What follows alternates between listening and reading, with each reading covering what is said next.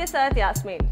अक्षय कुमार और परिणीति चोपड़ा की फिल्म केसरी जब से रिलीज हुई है तभी से बॉक्स ऑफिस पर तहलका मचा रही है। फिल्म को रिलीज हुए 15 दिन हो चुके हैं और अभी भी ये फिल्म कमाई के मामले में धूम मचा रही है। ये तो आप जानते ही हैं कि केसरी इस साल की सबसे बड़ी ओपनिंग देने वाली फिल्म बन गई है। साथ ही ये फिल्म रिकॉर्ड पर रिकॉर्ड तोड़ती जा रही है। जहां एक तरफ केसरी ने अक्षय की ही फिल्म राउडी राठौड़ के 133 करोड़ के कलेक्शन को पीछे छोड़ दिया है, वहीं अब लीजिए केसरी ने खिलाड़ी कुमार की फिल्म टॉयलेट एक प्रेम कथा की कमाई को बीट कर दिया है।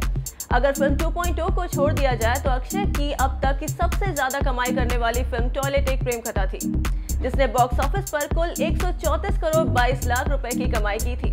वहीं केसरी ने 15वें दिन लगभग 2 करोड़ 7 लाख की कमाई की है। इसी के साथ फिल्म ने अब तक 135 करोड़ 52 लाख रुपए का कारोबार कर लिया है। ऐसे में केसरी अक्षय के करियर की दूसरी सबसे ज्यादा कमाई करने वाली फिल्म बन गई है। कहना गलत नहीं होगा कि अक्षय कुमार ने एक और बड़ा रिकॉर्ड अपने नाम कर लिया है। अनुराग सिंह के डायरेक्शन में बनी इस फिल्म को वर्ल्ड वाइड 4200 स्क्रीन पर रिलीज किया गया है। बात करें फिल्म के बजट की तो फिल्म का बजट लगभग 100 करोड़ है। बता दें कि इस फिल्म की कहानी 12 सितंबर 1897 को लड़ी गई सारागढ़ी की लड़ाई पर बेस्ड है। वेल, देखने वाली बात तो अब ये होगी कि केसरी आने वाले दिनों में और कितने रिकॉर्ड अपने नाम करती है। वैसे आपको केसरी कैसी लगी हमें कमेंट करके जरूर बताएं।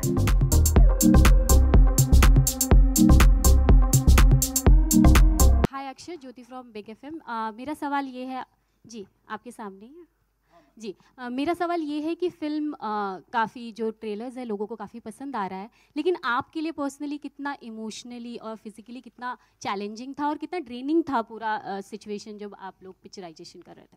ओके, सो मेरे लिए चैलेंजिंग बिल्कुल नहीं था, क्योंकि रिसर्च और ये सारी चीज़ें जो थी वो मेरे डायरेक्टर ने सब कुछ करके रखा था और मतलब हर सवाल का जवाब इनके पास था। करीबन 1-1.25 साल से ये कहानी पे काम कर रहे थे, लिख रहे थे, रिसर्च कर रहे थे और कई बार ये पंजाब भी गए हैं पता करने के लिए काफ़ी चीज़ें और सब चीज़ों का उत्तर यही लेके आए। तो मैं कहूँगा कि जो चैलेंजिंग और रिसर्च पार्ट था वो इन्होंने मेरा संभाल लिया था।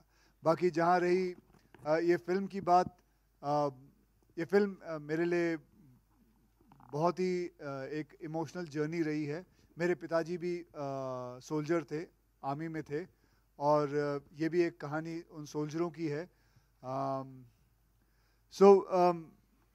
मैं जब ये फिल्म कर रहा था तो मुझे बहुत अंदरूनी किस्म की अंदर से ही बहुत फील आती थी और ऐसी चीज़ें हैं इस फिल्म के अंदर जो कि मतलब मैं विश्वास नहीं कर सकता कि लोग ऐसे भी होते हैं। मतलब आप इमेजिन कर सकते हैं कि 21 सिख, 21 सरदार एक फोर्ट के अंदर हैं और उनको पता है कि बाहर 10,000 लोग खड़े हैं उन्हें मारने के लिए। मौत तो निश्चित है, लेकिन फिर भी अपने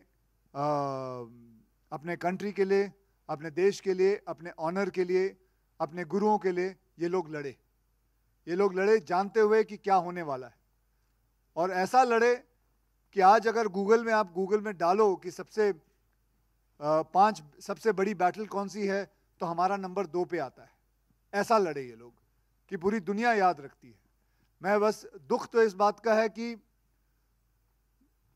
ब्रिटिश जो है दे सेलिब्रेट सारागढ़ी डे, बट हमारे यहाँ इतिहास के पन्नों में ये कहीं खो गई। इसके बारे में ज़्यादा लोग नहीं जानते। लेकिन मैं तो यही चाहूँगा और दरख्वास्त करूँगा कि जितने भी माँ बाप हैं अपने बच्चों को ये फिल्म ज़रूर दिखाएं, क्योंकि ये एक एजुकेशनल फिल्म भी है, इतिहास वाली फिल्म है और सच्ची कहानी है। सिर्फ हम इतना प्रभावित हो जाते हैं जब हम 300 जैसी एक फिल्म देखते हैं, हम सोचते हैं क्या फिल्म बनाई है, जबकि वो फिल्म आप सभी जानते हैं कि एक फिक्टिशियस फिल्म है, लेकिन बहुत अच्छी बनाई। लेकिन ये तो रियल फिल्म है, ये तो रियल लोग थे, ऐसे लोग रियल थे।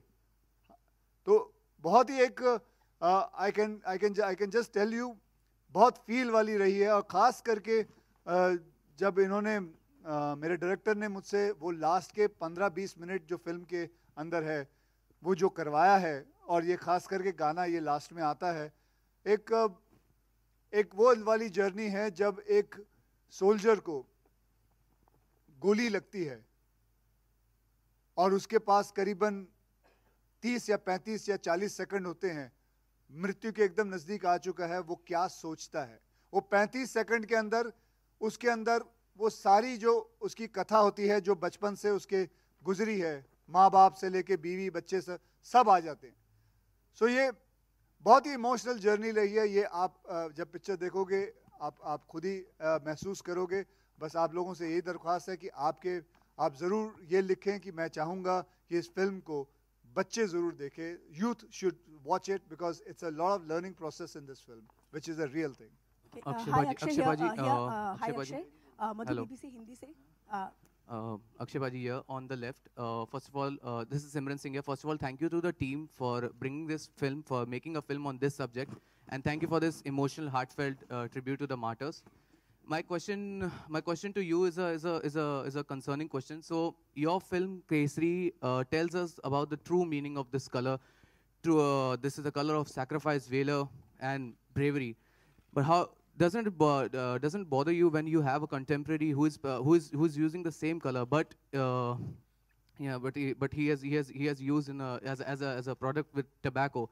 So that's my question to you. I don't know. वो केसर और केसरी को दोनों मिक्स कर गए।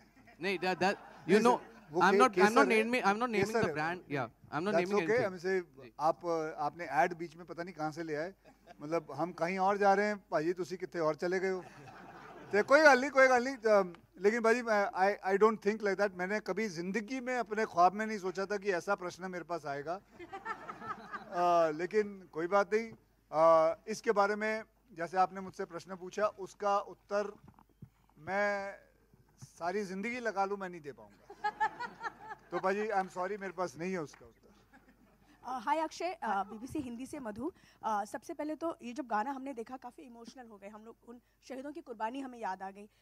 दो सवाल था। पहले तो ये जब आपने पूरा शूट किया, आपकी पूरी टीम ने पूरा शूट किया, तो क्या उस दौर से जब गुजर रहे थे आप शूटिंग के दौर पे, उसका एक्सपीरियंस कैसा था? क्योंकि अब हम सुन रहे थे तो हमें काफ़ी इमोशनल, हम कनेक्ट हो गए उस चीज़ से। बिल्कुल, ये बहुत ही इमोशनल गाना है। ये वही 35-40 सेकंड जो एक सोल्जर के जब गोली लगती है, उसके ज़िंदगी में क्या होता है, मतलब उसके उस 35-40 सेकंड के अंदर वो क्या सोचता है, ये पूरा गाना वही है। एंड मैं दाद देता हूँ जिन्होंने ये गाना लिखा है कि किस हिसाब से लिखा है। मतलब वो वर्ड मैं कभी नहीं भूल सकता कि माँ कहती है तू मेरा चांद है और चांद हमेशा रहता है।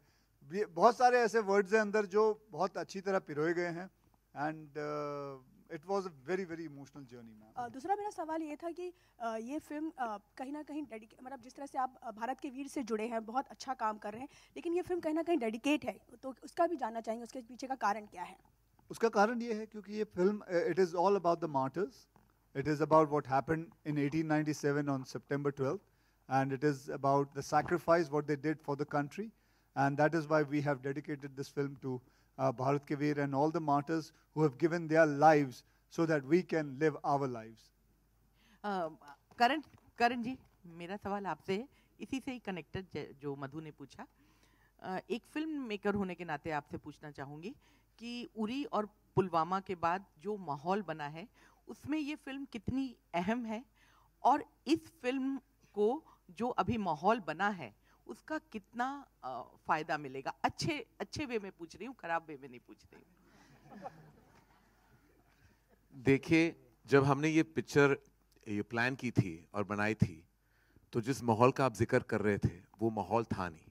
वो माहौल हमारे देश का था, जिस देश में हम रहते हैं, जिस देश की मिट्टी के हम हैं। ये फिल्म उसी मिट्टी से बनी हुई है। इस फिल्म का दिल बड़ा है, और ये जो बड़ा दिल है ना, वो आप किसी भी दौर में भी आप रिलीज कर लो। अगर आप वाकई अपने देश से प्यार करते हो, प्रेम करते हो, और जिन लोगों ने अपनी जान गंवा दी इस देश के लिए, अगर वो कनेक्शन आपके दिल में है, तो आपको किसी भी माहौल में ये पिक्चर रिलेट कर पाएगी, आपसे रेजोनेट कर पाएगी, और आप रिलेट करोगे और आप पसंद करोगे, और आप गर्व करोगे कि ऐसे इंसान थे और आज भी हैं। तो ये माहौल की बात नहीं है, ये फिल्म की बात है, कहानी की बात है, और हिंदुस्तानी होने की बात है। हाय, सोहेल here, आपके सामने। Congratulations to Akshay, Parineeti, Karan and the entire team. जब ट्रेलर आउट हुआ था तभी also we could feel that connect actually very emotionally. मैं चाहता हूँ, मेरा क्वेश्चन है कि जब पहली बार आपसे ये नरेशन किया तो, और ये look specially actually Akshay ji, I think so कि इस तरह का लुक हमने पहले कभी आपको देखा नहीं इस तरह के लुक में। पहले तो हम जानना चाहेंगे कि जो ये लुक था सरदार वाला, बड़ी बियर्ड, टर्बन, और ख़ास करके आजकल हम सिख को इतने बड़े टर्बन में नहीं देखते, और वो खास करके जो रिंग है, स्वॉर्ड, उसका कुछ एक्सपीरियंस हम जानना चाहेंगे। कुछ बताना, it's a very big and a very long sword, शायद बहुत वजनदार होगी। हाँ बिल्कुल, जो पग थी करीबन 1.25 किलो की, 1 किलो की पग थी, और 4-5 किलो की तलवार थी। वैसे उस वक्त की बात अगर हम करें तो उस वक्त जब वो तलवार पकड़ते तो वो करीबन 20 या 22 किलो की तलवार पकड़ते थे, क्योंकि वो लोग असली घी खाते थे। हम डालडा हम बराबर दही भी नहीं खा सकते। आप अभी भी असली घी खाते हो, इसलिए इस तरह लगते हो। हाँ, वो बनावटी चीजें तो हम खाते हैं। You're a disciplined person actually, बहुत discipline. Your lifestyle is in a very disciplined way, आप बहुत डिसिप्लिन फॉलो मत पूछिए कितना डिसिप्लिन्ड है इनका लाइफ। पहली बार जब मुझे अक्षय कुमार से मिलना था तो उन्होंने 6 बजे कह दिया, मैं तो 6 बजे शाम को जा रहा था, मुझे कहाँ पता था कि 6 बजे सुबह ये मुझे बुला रहे थे। ये इंसान नहीं है, मॉर्निंग अलार्म है।